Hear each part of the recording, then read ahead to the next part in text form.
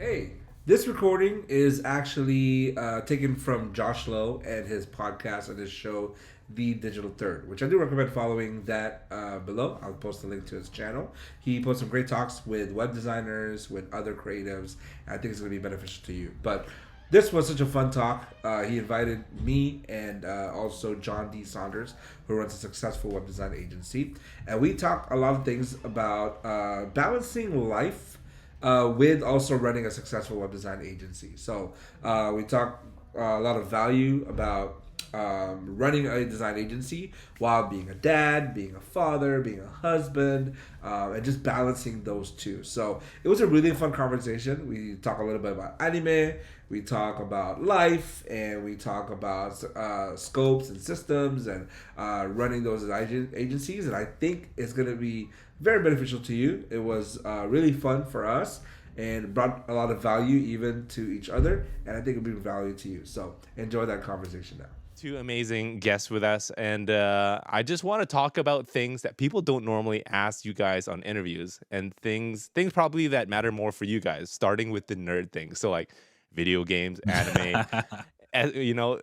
SOPs it. on Notion. Let's talk about like family, work-life balance, all that good stuff. So yeah, just gonna hang with the boys, talk shop, and yeah. So John, RR, how you guys doing? Doing good, Doing good, man. man. Go ahead, Nice. Yes, John. yes. No. Well, first and foremost, it's an honor to be here, RR Josh. I've been huge fans of both of you for a long time, so I'm excited to be on the chat with both of you. I'm doing good, man. I'm doing good. Finished 99% of the Christmas shopping, Okay. so trying to ramp down this week and start off fresh next week with some time off with the fam. Okay, right on. How about you, RR?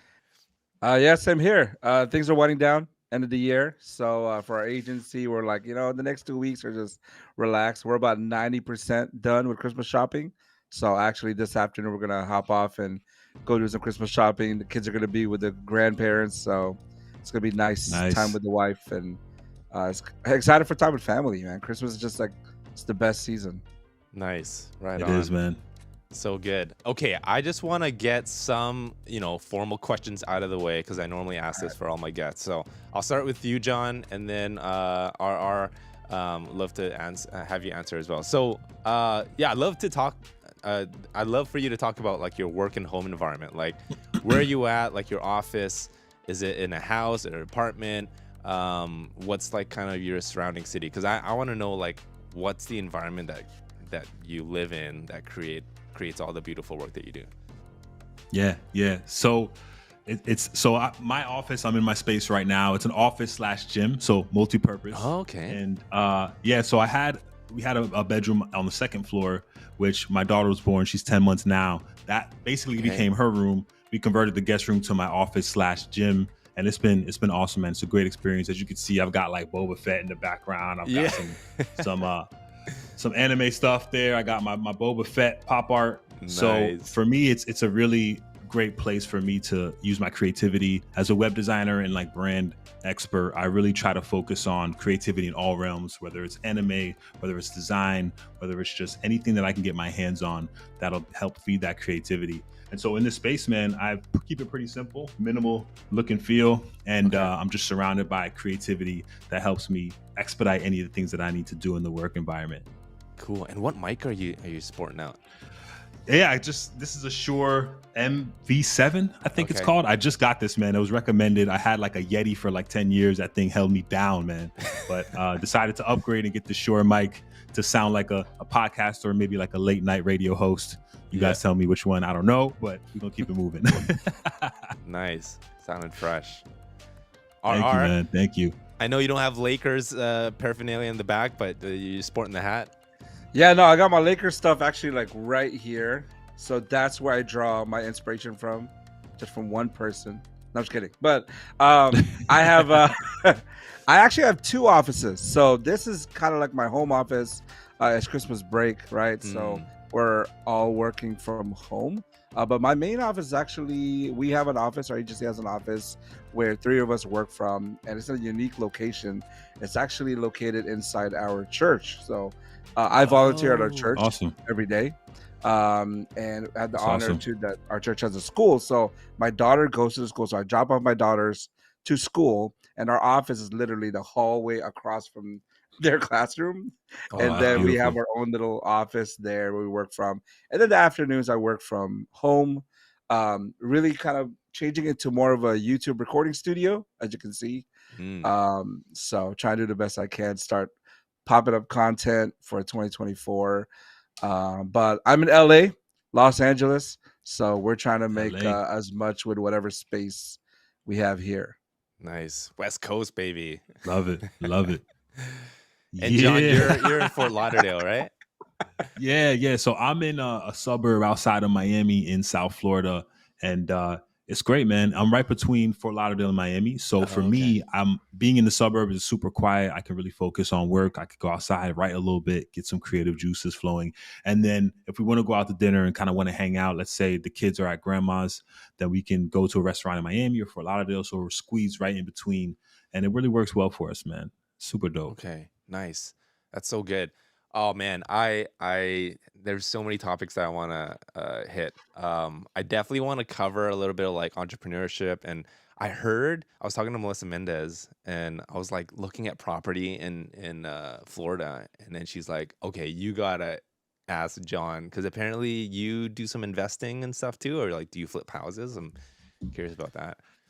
Yeah, man. So just a kind of full scope to give everybody a general idea. So I run a 5-4 Digital where we focus on branding, web design, and development. That's kind of like the bread and butter. That's the machine that feeds all of the ideas and concepts and things that we come up with. And so we work with startups primarily. Mm, Um, so in regards to real estate, I became a real estate investor, I'd say about 2.5 years ago, bought my okay, first property outside of my primary residence here nice.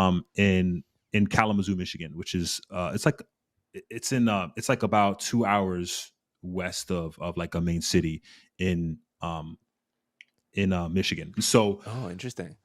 I studied a lot. I looked at this blog called Bigger Pockets, where you could kind of learn about investing, and they had a book called Out of State, I think it's called Long Distance Real Estate Investing. And so I Okay. read about it, and I was like, oh, I could create systems in the state and do this and start to invest because it's a little bit cheaper. As you all know, Florida is super expensive to buy, and It so is. we Okay. bought our first property out there, and man, it was pretty good for the first year. Then we Mm, bought a few more, and wow. man, if I could look back. Hindsight is 2020. I probably wouldn't have done it, man. The main Really? reason being Oh, is, snap. bro, real estate is It's a it's a different headache game. locally. Out of state, man, it's like you don't know what's going on. You can do the best that you can in regards to like connecting with your team and building a team in that area. But the biggest thing for me was you don't really necessarily know what's going on in the day to day. And the Mm, property management company we had wasn't the best. And so for the first year, we're thinking everything's great, where we were having all these issues. And for me, as an entrepreneur, I think I could have probably just reinvested a lot of that income back into the business mm, and maybe grown exponentially in a way where I couldn't even imagine. And so now I'm in a space where I'm like, we have these properties, they're doing okay now. They're starting to we found a good property management company that's doing their thing. But for me, I'm 100% gung ho now on reinvesting in the businesses that I run because that's what I'm great at. oh, That's where okay. my expertise lies. So it's a great learning experience in regards to having these real estate investments. And I'm always an advocate of taking digital money and Mm, putting it in hard assets like real estate. I believe another hard asset is putting it back into your business to grow and mm. excel in that way. So, full transparency, I want everybody to know on the call like how it's going and how that functions in regards to the business. And hopefully that can help make folks make informed decisions moving forward. Yeah, that's awesome. I appreciate you sharing that. And that Of question was course. kind of out of left field, but I thought, Nah, I man, this is stuff that no one really asked, to be honest, Josh. exactly, exactly. And I feel like that's kind of the ultimate goal. Like once you have a successful business and then you make enough money, then you want to reinvest that into like real assets, right? And so I think that's really interesting. But the fact that you said you'd probably want to like reinvest into the business because that's like the money making machine, right? So that's really fascinating to hear. Yeah, no, appreciate that, man. Are anything to add? Honestly, I've like I don't know where to Yeah. go in this conversation, but like we can We we can rolling, just man. We yeah rolling. yeah yeah. No, well, I would say that's really interesting to hear because I was in that similar boat as well, especially like living in LA, man. It's just so Mm, super expensive. It's just bonkers how much real estate is over Crazy. here. And I've been looking into like long distance real estate, like buying properties in Vegas or even somewhere in California. Like I can't even afford a primary residence here. So we were looking into like buying a property and somewhere like more eastern, kind of like in the desert areas here, like Palm Springs, Palm Desert, or even Vegas. But hearing that's how tough it is, and I think that helps me assure as far as like reinvesting in my business. So that's kind of like the stage where I'm at right now. I would love to know. So, what are some of the things that you're doing? Some examples of like reinvesting in your business because I'm at that stage right mm. now as well. I mean, we're not like dripping with money, but there's some money that we can like, reinvest. I would love some things. Some what are the things that you're doing with that? Yeah, no, great question, man. So, um, as I said, the primary is 5-4 Digital. That's pretty much the bread and butter. That funds every other like creative machine and idea that we have. So I have 5-4 Digital, which is the main agency. We have an amazing team of a globally distributed team. We have team members here in the U.S., in Miami, California, the Philippines, South America, Europe. Wow. Amazing worldwide distributed team that just does Mhm. remarkable work. And so, with the main agency, reinvesting looks different in a few ways. One, it's just reinvesting in people that we can hire and collaborate and work with. Our agency functions a little bit differently than a traditional agency. Traditional agency, they hire, 5, 6 people that work full time, that kind of do their thing. And, you're bringing on these full time team members. Our agency Mhm. works structurally a little bit differently. Essentially, I'm pretty much the main kind of contact at the agency in regards to I'm the main like employee. And then we have a series of team members that work an allocation, almost like independent contractors that we bring in for specific projects, and they're paid one of two ways. One, they can do hourly or they can do project based. And so we've created a really great team of designers and developers. We have 2 designers, 3 developers on our team, all of them working between like 20 to 30 hours per week, depending on the project. And Mm, so what we'll do is we'll bring in certain team members for certain projects. Like one person is really excellent at UI UX in the startup space, so we'll bring them in on a specific project. And so reinvesting back into the business looks like hiring high level designers and developers. It looks like updating our website and our design and our framework. It also looks like, and the last kind of most important piece is finding team members that can become leaders in a specific like silo. So, for Mhm. example, I just hired an amazing, he's our account slash client manager. His name is Jay. He's just phenomenal. He's literally migrated us to a new project management platform. He manages most of the team's efforts. He delegates to the design and development team. mm. And so investing in him, what I look for, especially from hiring someone offshore, I'll pay them 60 to 70% above the market rate in their local area. Wow. Because what that'll do is that'll make it so that they want to stick with us longer. They want to grow and develop with us. They get Mhm. incremental increase in pay every 3 months as well. And so when that happens, they become an integral part of the agency. They want to see us grow. They want to see us excel.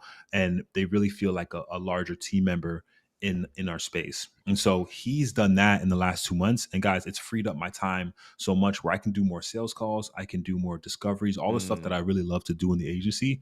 And the last piece, and I'll let you, not let you, but you can jump in at any time. I know I start rambling, guys.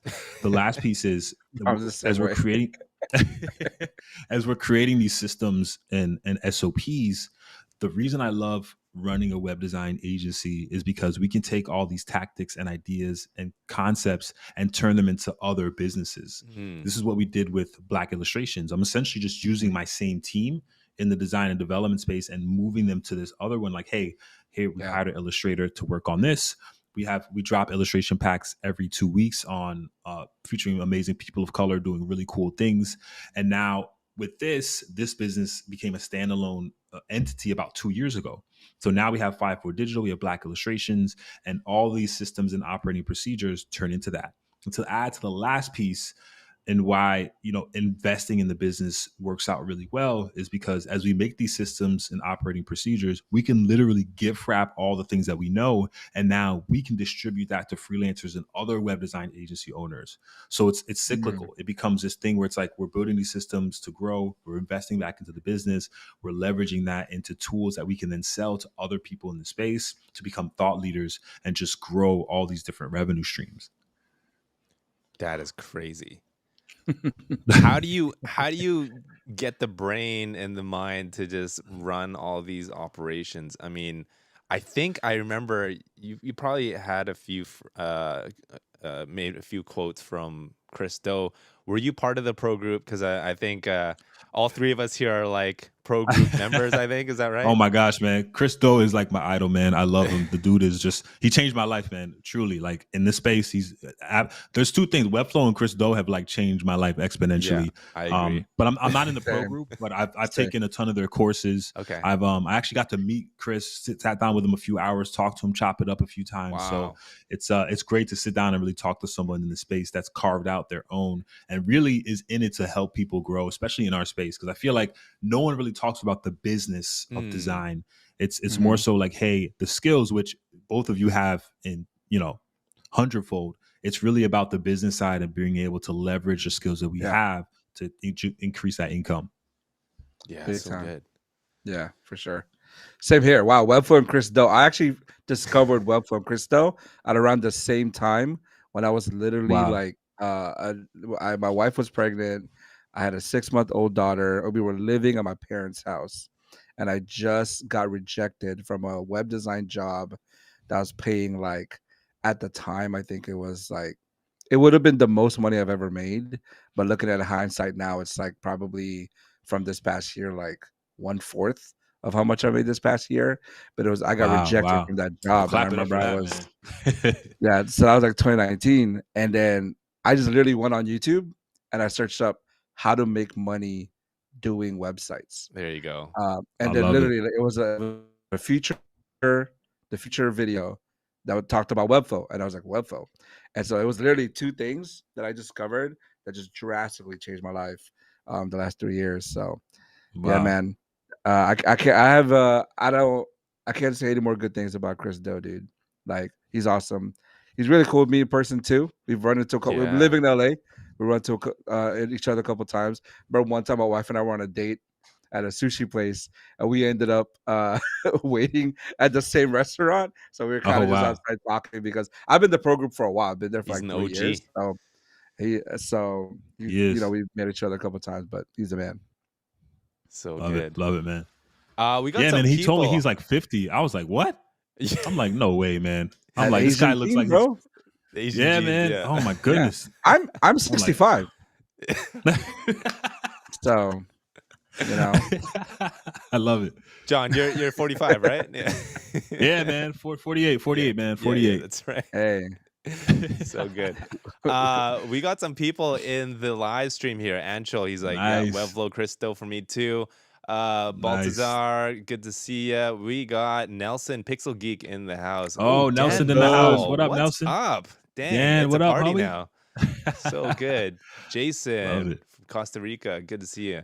Hey guys, if you have any questions, feel free to pop it in the chat and we'll be sure to answer it. We're just hanging out right now, so good to see you guys. Man, we got a crowd.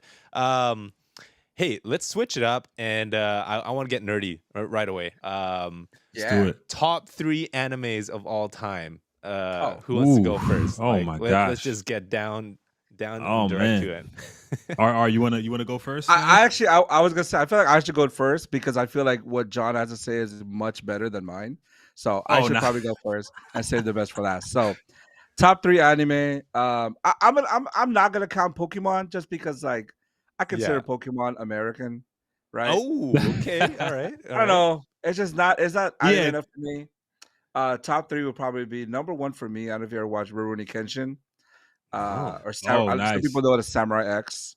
Okay. Rurouni Kenshin. Another one, growing up in the Philippines, we watched an anime. Well, here they called it Yu Yu Hakusho. Oh, yeah. Yep. The Netflix one just came out, so I'm pretty excited to watch Classic. that. But we watched that in the Philippines growing up when I was a kid. And then one that bumped off Dragon Ball from the top 3 spot for Ooh. me. It did is Naruto, man. Oh, Naruto I just thought you were gonna say Naruto. one punch. Naruto. it's just too Classic. good. Or One Piece, I mean. Oh man, my son Actually, I haven't he just finished started Naruto. watching it. I'm currently watching. It's so Naruto long, right now. man. It's like 9 or 10 seasons, right? Yeah. Yeah, I'm at the Yeah, Great man. Ninja War right now. Oh, gotcha. Okay. You got a Gotcha. ways to go. Yeah, so Yes, I'm in the yes. middle of it. Oh man, dude, picking 3 is hard. Man, there's so many. Yeah. Or you can say okay, like so a top of if mind we're going right now, old even. school, Yeah. Trigun is one of my favorites, man. Bash the Stampede, that's an OG one that came out in like the early 90s. Okay. Neon Genesis is Mm. probably in the top. Oh my gosh, man. Oh my goodness. I like Dragon Ball. Dragon Ball's probably in my top 10. Yeah. I don't say Dragon Ball Z would be like in the top 3. Yeah. Oh my gosh, It's man. foundational. I really like, even though it's not done, I really like Demon Slayer, especially Tanjiro, because he's such a great like protagonist. Mhm. Usually you get like these broody, like kind of like really down main characters. He's just a really cool character, man. So I love Tanjiro in Demon Slayer. Oh man. If I had to pick like one more, oh my gosh, man. I don't even know. And we're talking you had to movies go or in a- just like shows? Yeah, anything. I'm just curious on shows, like right? your Yeah. like how Yeah. wide your Yeah. Oh man. your collection is. I mean, Attack on Titan was amazing. I just finished the manga and then I watched the last few episodes, which was really great. Mm. Let me think. A more important question is how much time Berserk, do you... man. Berserk. Berserk. Berserk's Okay. got to be in the top 5. That's like a OG. That came out in like the I think early 80s. Okay. Okay, that's it. That's all I'm gonna give you for right now, man. But How those much are some of time my do you guys favorites. set aside to watch anime? Like even in your busy schedules, like today. That's priority. Right? So okay, I'll let you answer. And actually, my question has something to do with that, Josh. All right. This is my ruffles and feathers. But go ahead, John. So I get at least 1 or 2 episodes a day. Like right now, I'm actually watching. I just finished Blue Eye Samurai on Netflix, which is like a newer kind of like anime. Right now, I'm watching Castlevania Nocturne, which is the newer kind of series. It's okay. It's okay. I like the first one better, but I usually get like 1 episode like right before bed, 1 to 2 episodes, usually about 20 minutes each. Okay, that's awesome. So this is my follow-up question and my ruffles and feathers because I get heat from my wife all the time about this. Because do y'all watch it subbed or dubbed? Oh, it depends. It depends on the anime, man. Because some of them are horrible with the dub, man. And, but I like subtitles. I like subtitles because the voices are just so much like stronger, authentic. Yeah. So I usually watch subbed, and my wife hates me right now. And then whenever I watch Naruto, I have to watch it with headphones because I watch it dubbed. And the reason why is because, like you said, I don't have time. Like I usually watch it while I'm working because I just can't. I can't like take an hour being like a dad, a husband, starting on my business, full-time employee, and also in ministry. Like, dude, I have no time to just sit down and just stare at the screen. So I gotta watch it dubbed. And my wife hates me for that. She's like, you have to put on her because she watched Naruto growing up, and she hates hearing Naruto's English voice or anyone's English voice. So I'm like, dude, I'm sorry, I gotta watch it in English. And so I'll say some moves from Naruto. He's like, what is that? I'm like, dude, that's Gaara's move. He's like, that is not what it's called. Oh yeah, because it's my gosh, that's great. I'll say like sand tomb. He's like, what is sand tomb? That's so funny. All right, we got my other son, he has to anime watch the dubs. fans in here too. We got Akira. Baltazar. That's a great classic. Akira, Demon Slayer. Yeah, that's a great one. Nelson, Sailor Moon. Moon. Shout out. Come on. Totoro. Totoro. Yes. Studio Ghibli, man. I'm trying to get my son to watch all the Ghibli films. Okay. Princess Mononoke is probably my favorite. That and Grave of the Fireflies, but I can only watch it once, man. That movie is like, oof. It's dark, have not seen that yet. I'm too scared. Man. I think I heard about my gosh, man. Yeah. But Studio Ghibli, they just dropped a new movie actually, I think. Okay. Yeah, they just dropped one. I think it's in the theaters right now. Oh, But that's another thing with anime. I love like the art style. I'll grab some of my art books as we go through the convo. But it's let's so share all the stuff. some of the color palettes, like designs, like we'll use some of it in doing Logan's game and stuff. It's just I just love the art style of a lot of these artists. But yeah, man, Yeah. I'll Okay, look well while we let's talk. yeah, as you do that, I want to transition. I have to share about what you're doing with your son's video game. So we have Yeah, for Pigeon's sure. mission here. I mean, look at that. This is amazing. Thank you guys. Um Thank you guys. so there's a wait list going on right now. When are you planning to drop? Like, look at this illustration. This is like legit. And this old school pixelated Thank you guys. animation. Like, look at Oh, this. thank What you I want to guys. know about this is because I remember seeing your first tweet about this, like it was like a sketch that your son made. Like, what Yeah. went in your mind that you're like, hey, let's do this. Like, so let's actually make this into something. Like, what? I wonder the thought process This there. is like a Mega Man Yeah, game. it was. Yeah. So It good. was exactly that's the inspo. So Okay. so Logan, he's always been like really creative, loves to draw, loves to write. And so he was like, the first thing we did was we made like a short film. He's like, Daddy, I want to make a movie.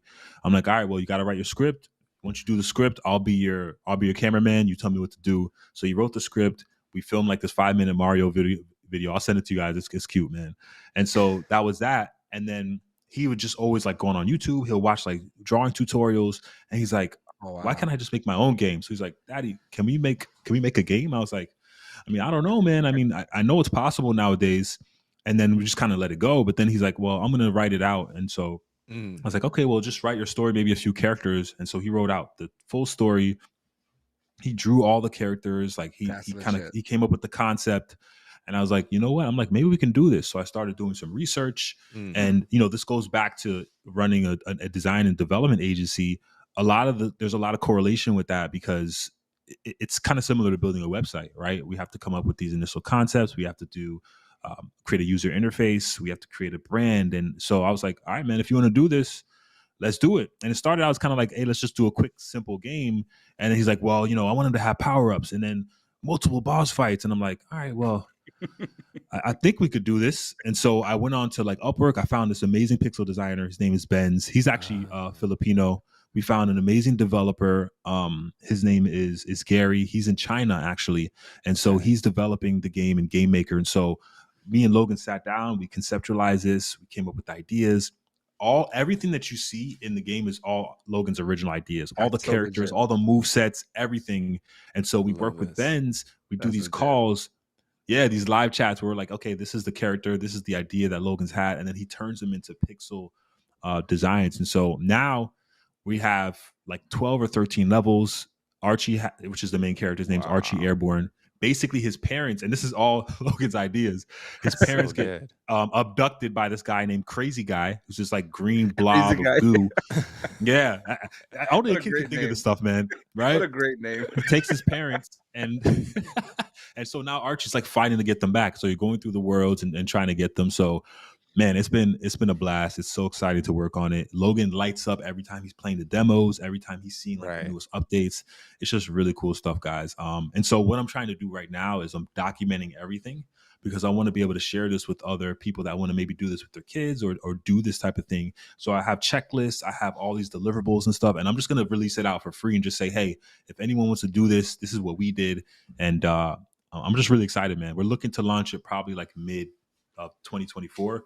I say that it might be later because these games, man, there's so many moving parts. But I'd love you guys to test it out and provide feedback if you guys are cool with that. Ooh, yeah. I'd love to be beta testers for sure.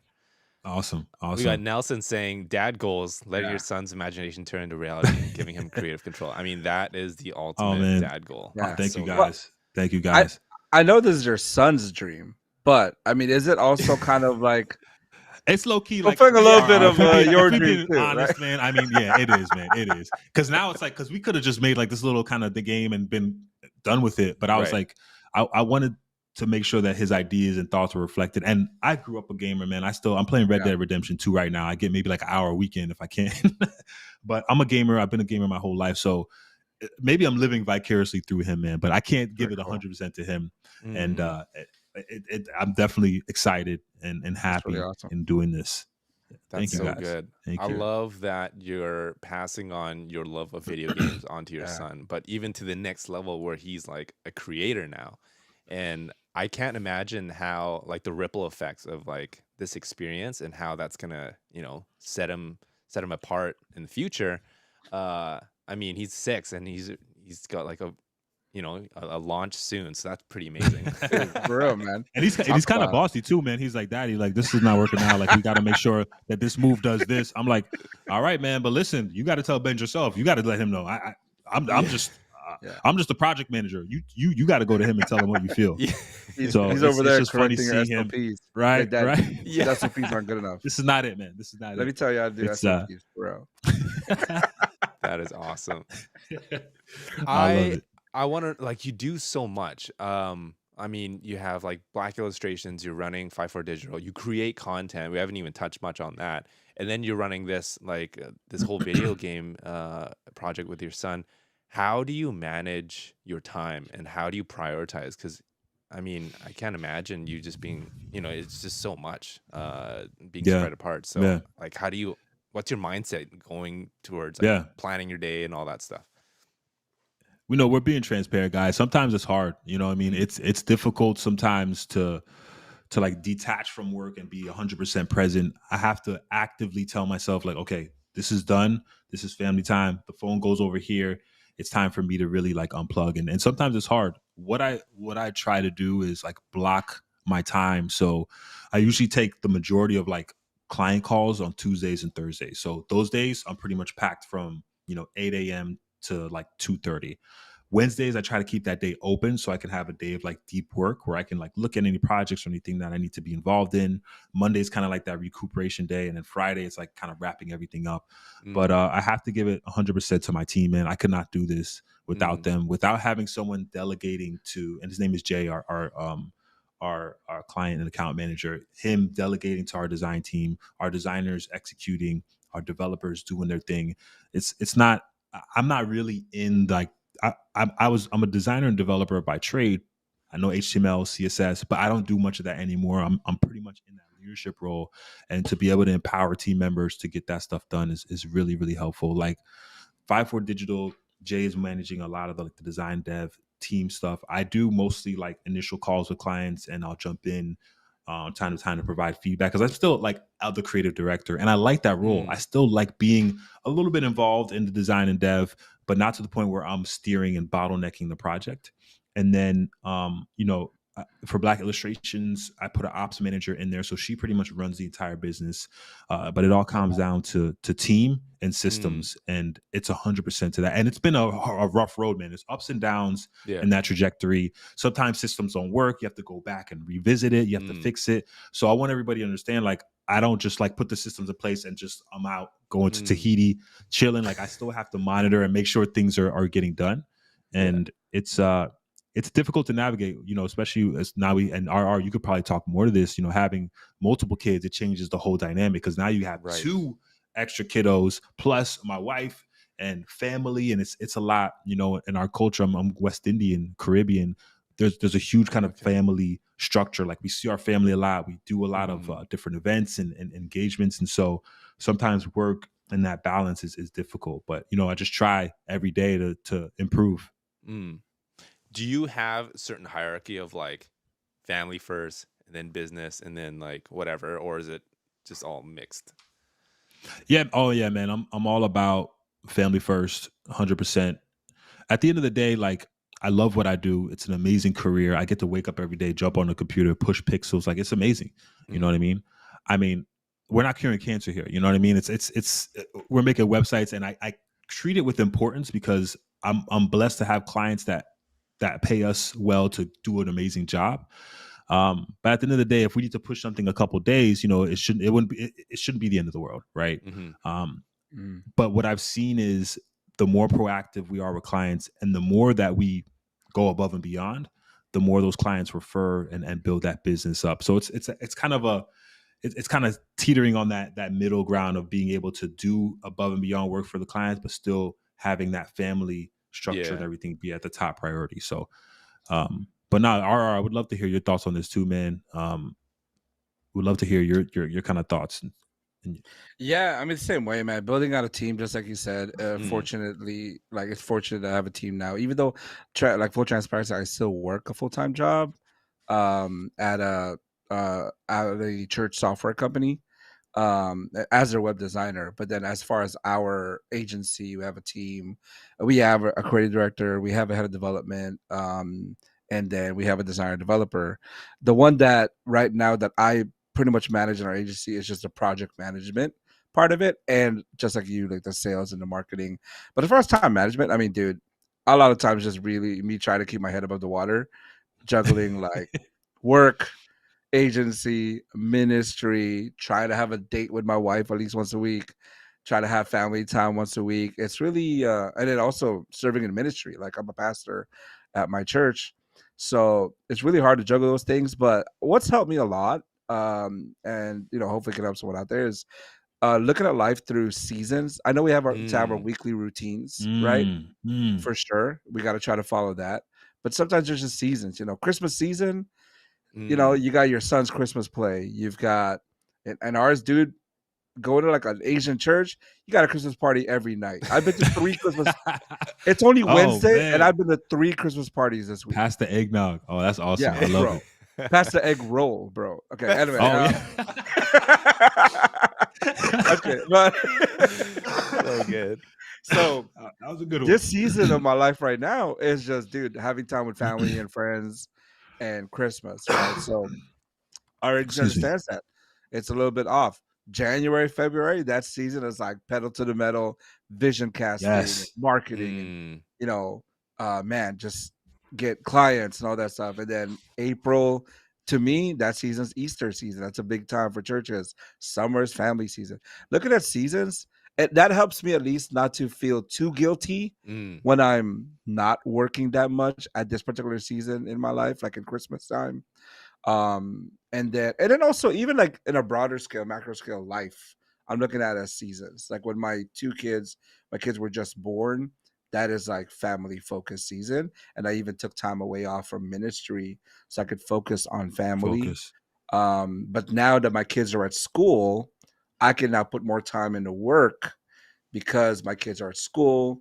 Now it is a season of like work and put my head in the ground, put my head down and work.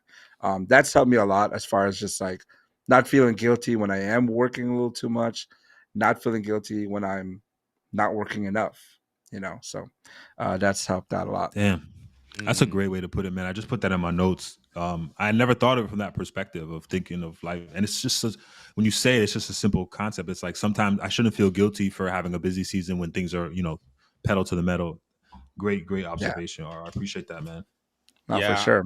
I think as a leader, it's so important to have that eagle eye perspective and just zoom out and see what's the situation and where are we at and where are we going, and then making the decisions, or even like you shared, John, just putting the people in place and delegating.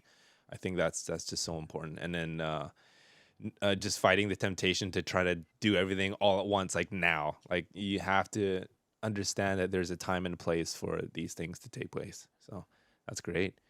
So good. Facts. I want to There's a talk question in more. the chat. Oh, go ahead. Oh Sorry, yeah, I yeah, just yeah. wanted Oh to no, chat. This is let's great, go. by the way, man. I'm loving this. It's a bit like therapy, isn't it? Yeah, It is, like right man. It now, is. bro. Right now, it's season's basketball season, so that's my focus. You know what I mean? Yeah, That's yeah. it, man. Priorities. That's it. Just kidding. Jason, he's saying, do you usually adapt to any product and service client requests, or the studio has specific product and services you want to build? Ooh, good question. Um, I guess I'll start with our agency, and I'll start from the beginning. So this upcoming May will be 10 years in business, 10 years full time as an entrepreneur, which is crazy because I never grew up an Wow. entrepreneur. But when we launched the agency, we were full service. So we did Facebook ads, we did SEO, SEM, web design, development, branding. We did all of that.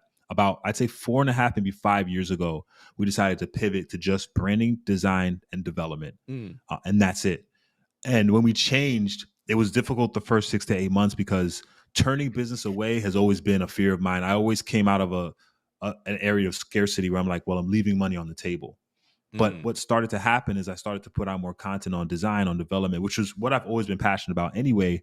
It started to grow exponentially. We grew almost 4x in like the next year, just Wow. focusing on design and development because we focused our efforts on those core services. Okay. So what we started to do, and this is what I recommend others do if you're in design and development, start to partner with other agencies that have adaptable skills in things that you're not great at. So if you know an agency is really great at programmatic SEO, say, okay, partner with them. If you know another agency that's really great at Facebook ads, you could partner with them. And then what you do is anytime a lead comes in that doesn't necessarily have that service, you can let them know, hey, we have an agency partner that you can work with. And when you do that, they're going to reciprocate and be like, well, we have a web design agency that we work with. And now you're building this kind of referral pool that would be beneficial. But I know that's a long answer. Essentially, we don't like cater the products to clients just because we focus on our core offers. And a lot of times what that'll do is that'll bring your ideal client in the door as you're creating content and you're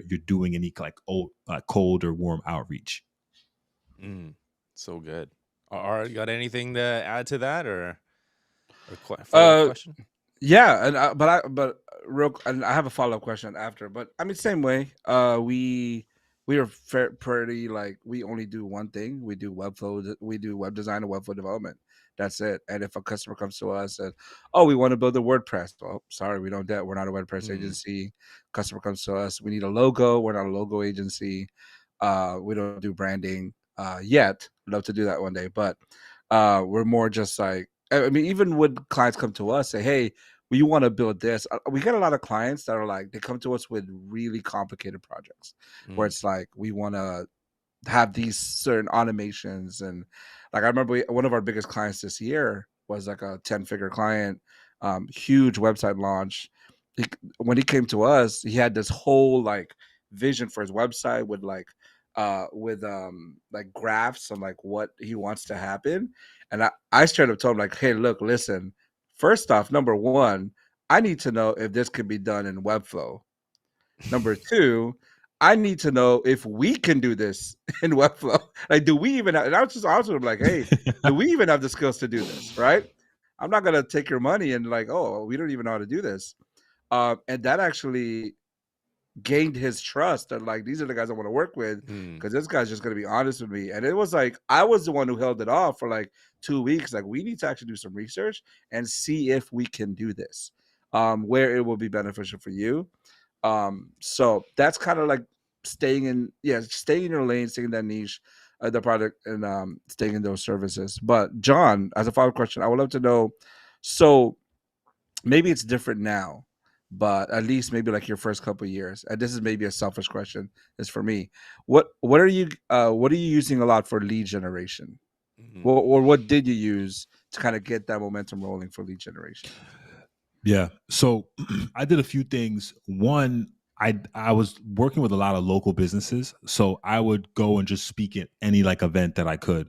So anything local in the area, I would say, hey, do y'all need someone to talk on social media, on UI, UX, whatever you need? I will talk about it for free. I will be there. So I ended up talking to colleges and classrooms and businesses. And then that started to create a referral, essentially like a referral base of people that were just referring me to do more speaking engagements and just putting my name out there. I did that. I did YouTube videos and I was doing a lot of showing my work or building in public. Before it was like kind of like a lot of agencies or competitors were like, why are you telling people all this information? Like, why are you giving all this away for free? Why are they going to even work with you? And for me, I was thinking, well, I'm getting it out there so other people know about it so they can potentially do it. A lot of them come to me because they don't have the time. So essentially I'm giving people value. Some people will take it and run with it. Other folks will hire me to do it for them. So for me, it's a win-win. And I did 3 main things to really build up the agency: live or virtual talks anytime I could, showing my work. And then I also did like some cold outreach. Like I would just reach out to people. And this was the thing I used to do is I would just make like a 2 or 3 minute Loom video. Like, hey, I was on your website. It looks like you don't have Google Analytics installed. I'll be happy to install it for you. Just let me know if you want to jump on a quick call. I'll do it for free. And that just started to create a referral base. Now, and I say this because a lot of people think you can just do this going in. It's been built over time. You know, I've been doing this almost 10 years now. So we have a ton of people out there that are our advocates, talking about our brand, talking about working and collaborating with us. But I always tell folks, when you leave a client, get a few things. One, get a testimonial or a referral from them in the form of a Google. We were doing a lot of Google local business, so Google reviews are really helpful, or any type of testimonial. If they don't have time, maybe write a simple testimonial that's in line with them, send it to them for approval, because you want to have that social proof that you can use later on. Another thing I tell folks to do, especially when you're working with the clients, is just to have almost like a closing project conversation. Like, hey, is there anyone else in your circle that would need help like this?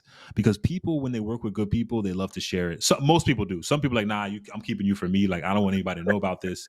And then the last like little kind of thing that you can do is any project that you work on, just ask permission from the client to put like in the footer made by your agency that links out as an outbound link to your website. I cannot tell y'all how many times we've closed big projects. Really? Because a project went out. Oh yeah, we just closed a project last week from a financial client where they saw our thing crafted by 5-4 in the footer. They clicked it, they filled out the form and said referred by this person, and then they just signed the contract yesterday. And just like that, just from seeing the website. So if you can, 95% of the time clients are fine with this. Some don't. Some are like, no, we're not going to have it. And it's almost like, it's almost like, does Picasso sign his paintings? Does Van Gogh, you know what I mean? It's like, it's an easy kind of low hanging fruit way to get some referrals. And once they see your work out there, let's say you do 50 websites over the course of 2 years, that's free advertising that you can leverage later on. Man, that's so good. So much wisdom in this. Thanks, Josh. Thanks, Josh. I have a question for you. Of all the things that you've done marketing, like you talked about, like creating YouTube, and that brought in 3 or 4x business in the following year, and then you've done like in-person meetings or sending out looms or doing live and workshops and stuff like that. Of all those things, if people were to start like new, what would you recommend them do, like based on what you've seen, all the things you've done? Like, what's the biggest impact or like the giant cheat code? Yeah. Talk to your family, talk to your friends, talk to anyone that you know in your circle. Let me do a website for you. Let me do your branding for you. You can pay me when you can. You can do it for free. You can do it however you want to do it. You can do an exchange too. What I recommend is don't just say, hey, I'm just going to build you a website. Say, I'm going to build you a website, but I need permission to leverage this as a piece that I can show the process to my community, that you're going to leave me a testimonial, and then I can use this testimonial to get more business. Okay. And if they're like, hey, let's do it, you write up an agreement. You can hire an attorney, or if you're pressed for cash, use ChatGPT to mock up an agreement that you could potentially use, and then connect with them, build it out, and then build in public, show the world what you're doing. Okay. And then if you like that vertical, start to replicate that in that vertical as much as you can. So if you're first starting out, you'll need a website. You can start with a landing page, something quick and easy that can show some of your work. Create case studies. You don't have to do an insane write-up. Just do a bunch of mock-ups and images of the work that you've done, and then tell everyone that you know what you're doing. And then you can build up incrementally. Last thing I'll say about that is you start at a specific price point, and then every project you increase that price point. As you garner more skills, as you increase your skill set, as you get better at what you do, you just need to charge more every single time until you get to a number that people won't pay. And then you have to either change the vertical a little bit or start to build out your team. And so that's what I recommend off the bat if you're just starting out. And just be patient, man. People think like the biggest thing right now is the subscriptions, right?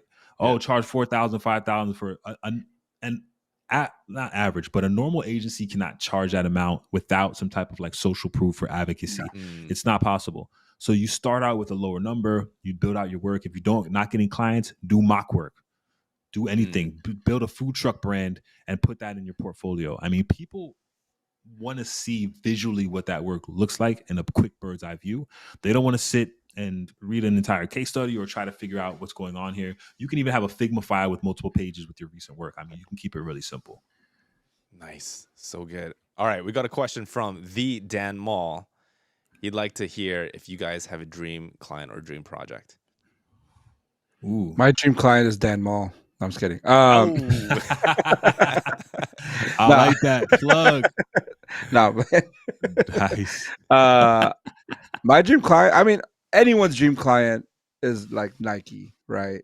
So I would love to build something, for Nike. And then also Lakers. anything basketball related. To be Yeah. honest, I would love to. I'd actually maybe someone there can help me out.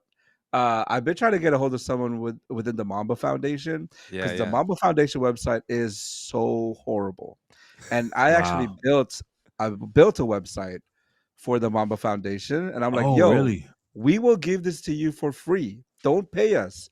We just want to be the people to manage your website. We'll update it. We will work for you Smart. forever.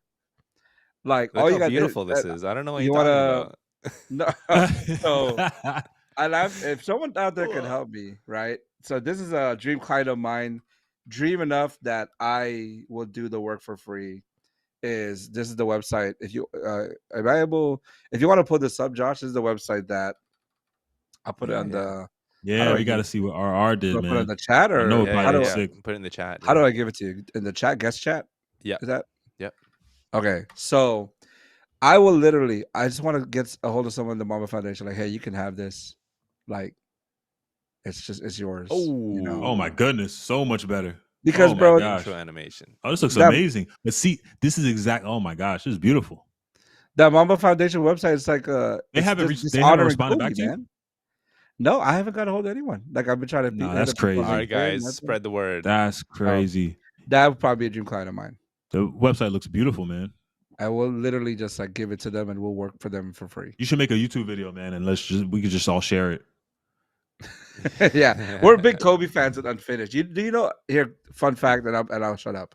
My brother. So I became a citizen just recently, an American citizen, right? Like 3 Oh years man, ago. congrats. Thank you. My brother became a U.S. citizen 2 years ago, and his name is James Matthew Abrot. And when you become a citizen, you can change your name. So he changed his name from James Matthew Kobe Abrot. He is legally Wow. James Wow. Matthew Kobe Abrot. That's kind of dope, though. I can't lie. That That's is kind of pretty dope. legit. That's That is love. legit. So Oh hey, man, that would be a dream client. Mamba mentality, man. Love it. Love it. Man, it's crazy. It's still crazy that he's gone, man. It's Yeah. almost like surreal. What a Yeah, legend, man. What a legend. What a legacy. All right, Oh, man. John. Crazy. Dream client, dream- dream project. Oh man. What? Bro, so many. So one, we've been lucky enough to have a few that we've really enjoyed working with, but dream clients, A24, which is a production company that does like these Ooh. really dope films. Would love to work with them. I love, like, I'm a huge like cinephile, anime, like anything like creative. I just love, man. So I would love to work with A24. I'd love to work with like any like comic book brand, even like an indie brand, video game companies. Would love to do that. Oh man, it would be really dope to have like, I've always wanted to work with like a food truck. We haven't done a food truck yet, which I think would be really cool to do like a complete like brand design development. Like, hey, this is the concept we have, and then be able to work with them for the truck wrap. That would be really cool. But that's it, man. Those are some of my dream clients, and then just some of the people that I see in the marketplace. Like RR said, like a damn mall, like some of these entrepreneurs that I really have an affinity toward. Would love to do something with like the Future, Christo. Yeah, man, that's pretty much my list right there. So good. It's amazing how sometimes you can just get these opportunities by just asking. That's what I'm learning right now. Just shoot your shot, man. and like you said, I love recording looms. It's like short, effective videos, and actually captures people's attention. Amazing. I'll tell y'all a quick story about like how we got this really great project. So we love video games. So we actually created a Webflow template for like, we looked at like the templates. We were like, there's no video game template. So we created one. And my idea was, I'm going to put this out there, and then we can approach some video game company and tell them like, hey, we created this template if you want to use it, or you can hire us. And so Unknown Worlds, the company that makes this game called Subnautica, which has like 6-7 million downloads, really big game release. They actually downloaded the template, and they were like, well, we don't have time to do this. So they reached out to us and hired us. We did their design. They actually got acquired, so they didn't get to use the branding and design that we created. But we created the entire website. So yeah, if you go to Subnautica.com, we did the Subnautica 2 website for their release, which right now I think it has over 3 or 4 million downloads, which I think was really an amazing experience, man, working with that company. Not that one, but the Below Zero, which is the second one. I think it's just Subnautica.com. But man, what an experience working with them. The game has such high reviews and it's in high esteem of so many folks. So that was really a cool dream client that we got to work with. But it started with just creating the concept, just like what you did with the Mamba website. I mean, man, if they don't reach out to you, they'd be criminal not to, man. That website looks phenomenal. Yeah, but now it's that's something so you good. can add to your portfolio, right? Something you can add, and now someone else can see that and book and work with you just because you did that spec project. Mm-hmm. Yeah, for sure. Awesome. For sure. Well, guys, help spread the word. 824, Subnautica, or Unknown Worlds. Let's make that dream a reality. Man, this is so good. Do you guys have some bonus time, or should we just wrap? We're at the end of the hour. I'm good. You good for a little bit? I'm good, man. All right. I got physical therapy in 30, but it's 5 minutes away, so I'm good, man. I don't know if I told you guys I tore my Achilles tendon, man, like Kobe. Yeah. I mean, not doing what Kobe does, yeah. but so yeah, I'm 8 weeks in, but I'm doing well, man. So I'm recuperating, but I got physical therapy a few days a week. How did you injure yourself? Is it over basketball or playing basketball, man? Playing pickup basketball. Man. I was driving to the hole, heard a pop, heard a snap. Oh, I already knew, man. Did you shoot free throws right after? You gotta do it, bro. I know, man. Listen, I did it, man. I did it, and everybody that was there keeps telling me, "Oh, man, you didn't do your free throws, man. Kobe would have did the free throws, man." Kobe would have done free throws, bro. I was like, listen, I was like, I'm just man, kidding. I was playing good too, painful. guys. But hey, it is what it is, man. That's painful, man. My friend recently tore his Achilles too. It's no joke, man. It's no joke. But it made me think of like, and that's when you talked about the seasons. It made me think about like when I got hurt. That season was literally like rest, relax, take it easy. Maybe this is life telling you, man, you got to slow down a little bit. Like you're doing too much. So I appreciate you saying that. So, sure. What season do you think you're in now, John? Or like, are you on a space of recovery, and then are you planning big things for 2024? Where are you at now? Yeah, man, I'm in like a recovery state right now of just taking it easy, building up these systems, because Q1 is always crazy, man. We already had literally had 4 prospect calls yesterday, which is crazy, a week before Christmas. And so for me, I'm trying to get everything set up so Q1 we can hit the ground running. Okay. So these last 2 weeks, I'm just going to take it easy, chill with the family, play some video games, veg out a little bit, and just enjoy this time off. And you have a 10-month-old too. Like how, again, I want to come back to that balance thing. Like, tell me about like the systems that you put in place with like your wife, your family. Do you have like a nanny? And like, cause that's a lot. Listen, my wife. Yeah. Go ahead. My wife, man, she's my best friend, man. I've known her probably like almost 20 years. She holds it down in both the household. She works too. She actually works for the Dolphins at the stadium. Wow. And we work in tandem, man. You know what I mean? It really is a team effort. We both take the reins. But when I got hurt, man, I literally couldn't do anything for like 3 to 4 weeks, like nothing. I couldn't pick up the kids, couldn't drop them off, couldn't cook, couldn't do anything. We usually split the load pretty much 50-50. So it was all on her, man, for those weeks. And she did a phenomenal job. Now I'm finally like, I can walk a little bit. I still got a little limp, but I can walk a bit and I can do a lot more. And so, man, I got to give it up to my wife. Her name's Deandra, but she's amazing. And I couldn't do this. I couldn't even run this business without her, man. She's my support system, my partner in all of this. Amazing. Shout out to Deandra. Shout out to all the supporting spouses out there. I mean, it's a team effort, man, for sure. Yes, man. So good. I have another question, but I don't want to be shooting them all. RR, do you have anything to ask first? No, I'm good, man. Okay. It's been a really fun conversation for sure. Yeah, for real. Love it, man. This felt really candid too, man. Super chill. Yeah, I'm loving this. I love that, Dan. I appreciate you that you're watching. It's truly an honor. I'd love to get you on, and your wife Emily too. I know I was listening to your podcast interview by Nelson, that one couples podcast. Loved it, and it's all about family. And Dan, you're doing something. I forgot the name. It's something about kids. Anyways. I apologize about that, but yeah, we need to get like a pickup game going, man, with John. Dan. I mean, let's go, man. I'll be back soon. John? Yeah. I'll be back soon. Dad will probably ball us all up though, from what I see on Twitter. But yeah, man, I see his thing like 1,900 calories. I'm like, okay, my guy's putting in work. Holy cow! All right, so good. I want to talk about content creation, YouTube. Let's dive in a little bit about that, because Yes. You are the face of 54 Digital. You're gonna ramp up, like, dude, you're pumping out content. I'm so stoked that you decide to come back and you're gonna do more next year. Yeah, man. How do you guys manage it? I mean, there's a lot of questions.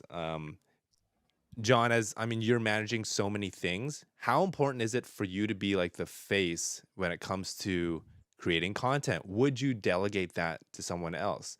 Yeah, let's talk about that first, and then after, like, maybe I want to talk about your systems, how you like pump stuff out consistently. That I wouldn't delegate. For me, long term, like I don't see myself selling 5.4. Like I've been lucky enough to sell one of my other companies, which was a financial literacy blog, and some smaller like e-commerce stores.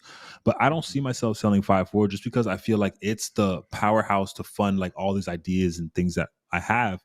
I feel like having an agency is great because if I have an idea, I can execute it fairly quickly because I already have the team in place. Now, if someone gives me a crazy deal, great. But because it's pretty much tethered to me, I probably have to spend at least a year or two finding someone to replace me or building it. So I'm pushing myself out. But I don't mind providing value in the form of I'm the face of it. On your second part, can I share my screen, Josh? Because I'd love to share like the system that I put together. So this is the SOP that we put together. Oh, I think you got a share screen in the Ecamm app. Yes, I got it right here. Is that sharing? Oh, okay, yeah. Give me a sec. Y'all see that? I'm gonna give me a sec here. I got RR about. Sorry about the technical difficulties. No, all good. Boom. Okay. Or I was the one on the screen. I'm just kidding. Oh, so I want to show you guys like because my goal for next year is to launch 52 videos. So essentially one per week, every week next year. So I put together this SOP. I actually built the SOP and then I had ChatGPT help me structure it. So essentially I'm going to create, edit, and distribute YouTube content for my personal brand and 5.4. So there's 3 people involved in this, and this is the only way this will work. If I do it this way, it'll actually get done. So my main job is to be the content creator. That's me. I've hired an editor on an hourly rate, and then I hired a publisher on the hourly rate. And so my job is literally to take the raw footage. That's it. I'm going to take the video, have that done and uploaded on Google Drive every week. And then the editor will go in, edit that video according to the style and look and feel that we're looking for.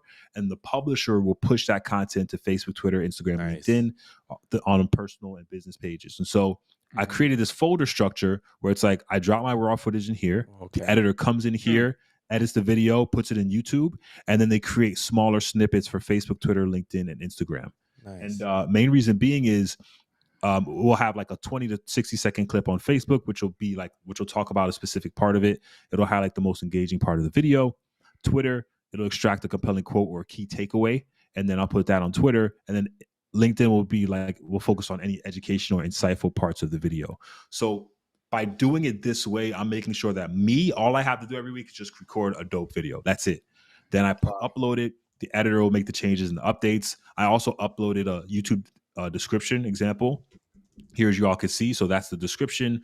And then I also added how to generate social media captions for that as well. Whoa. And then how to publish it to Webflow as a transcription, how to transcribe it and do that. So by doing it this way, this is the only way that I could do it consistently. Because I'll do it where I'm like, I'll post 2 to 3 videos a month, but I want to be as consistent as possible. And I know if I do it this way, this will be the only way that I can really focus on getting it done. Where if I just have a smaller part of the entire like scope. Dude, wow. I know what season I'm in.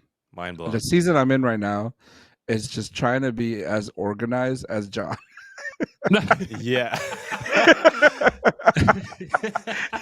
Listen, that's my season. Man, but that's my season for the next 2 weeks. That's so good. I was telling folks, like, I think the last hire I'm going to make is like maybe like an executive assistant, just a few hours a week, just to help with like more personal life stuff, man. Because man, it's like with work, personal life, there's so many things going on, man. It's wild. I know it looks like everything is organized, but trust me, systems they help because everything else, man, is just all over the place, man. It's pandemonium. Well, I think it's all about scaling, right? When you want to scale your efforts, you need a system, and you can't do things manually, right? Absolutely. Or delegation. Absolutely.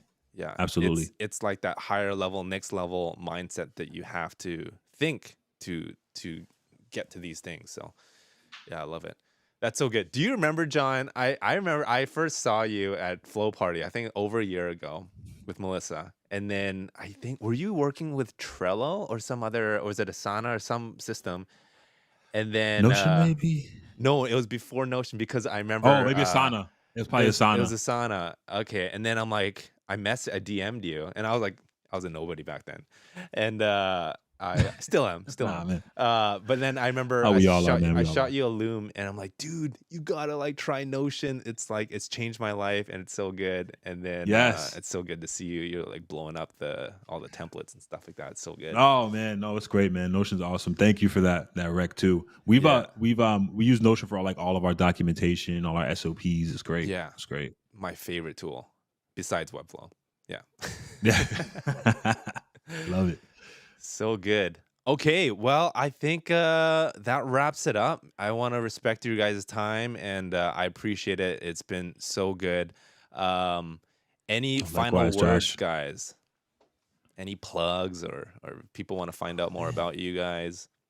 Mine would probably be just check out our website, unfinished.cc. Check out my YouTube channel. I'm still in the process of getting the URL changed, but just search RR Abrot, it'll pop up. Hopefully, I can put out as much content as John this year, which means I should steal his Notion template. But I'll send it to you if you need it, or if you want the SOP. That would be awesome. I'm not gonna lie, that'd be awesome. Yeah, man, I got you. And I would love to get like also some input, like how you find people, like an editor, a publisher. Yeah. Absolutely. I could probably recommend a guy. Oh, sorry, Ara, go ahead. Oh no, go ahead. I was just gonna say it's been an awesome conversation, man. Thanks for the invite, Josh. It's been cool getting to talk, John, and I've learned so much. I just had a good time, so good way to start my truly, day man. Truly, man. I feel like as business owners, as folks working all day, every day, like we never get an opportunity to just sit back and just like chop it up like this. So Josh, man, I got to give kudos to you, man, for putting this together, making it feel personal, making it feel super chill. Thanks, man. I just feel like I'm at home, man. I love what you do. And I know, and I see the renovations are coming along well, man. So kudos. Finally Hey, done. that sweater you have, I actually have that same sweater, man. Is that the one of the Webflow? Good design is accessible. Yeah. Yep. That's right. I got the same joint, man. I love that. Nice. I love that. Yo, the swag is on 100, though, bro. You talk about Josh's swag right now? For real, man. Got the hexagonal like glass frames with it's looking great, man. But no, I'm excited, man. Thank you guys for having me. You all can find me, John D Saunders, anywhere. Yeah. If you have questions, anything you need, let me know. Or I'll send you that SOP so you can check it out. Hopefully it'll help you out, man, because I staying consistent has always been a struggle with social media. And Josh, anything you need, man, I'd love to collaborate and work together. And if you need someone, I have a friend, Jacques. He's really good at he taught me his framework for hiring team members and finding really great people. So I could put you in touch with him if you want to get him on the podcast too. But feel free to let me know, and we'll chop it up soon. Cool. So good. Awesome. Next podcast, let's all wear our good design is accessible hoodies. Yeah, we gotta do it round 2. We gotta have you guys back. Yes. So fun. I want to experiment different formats, and maybe we'll have 5 people on, including Dan Mall or something. We'll just hang out and do this. It'll be cool. Nice. All right, guys. Thank you so much for joining. Hope you enjoyed it, and have an amazing holidays. Wishing you a safe and wonderful time with your friends and family. You too, guys. See you Likewise, guys. Cheers. Bye-bye.